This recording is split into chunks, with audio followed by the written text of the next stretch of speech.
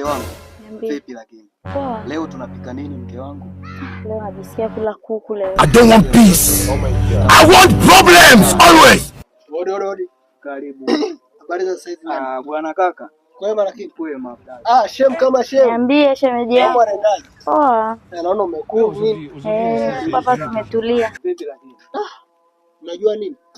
Yangu mimi na shida. Yaani mguu unahitaji hela. Kitu kama shilingi ngapi? 30,000. Lazima nitakudanganya 30,000 sipo nayo. Lakini nikiangalia humo ndani kuna kama 20,000 hivi. Labda nikupe hiyo itakusaidia kakaangu. Hata hiyo yenyewe inaweza ikani. Mimi najua wewe.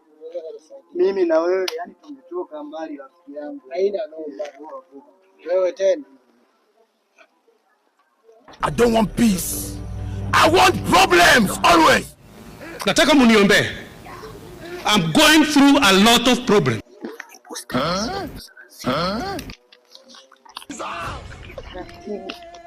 Tumia taratibu hizo hela. Arusha za sijui. Najua shemu, yani maisha huko huko mtaani huko yamekuwa magumu. Shemeji yangu maisha ni magumu sio uongo.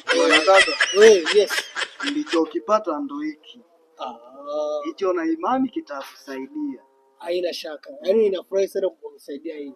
Unajua sisi wanaume tunabebana wenyewe kwa wenyewe na pia sisi wanaume kwa chepe tunafikia kaburini. Yaani tunazikana.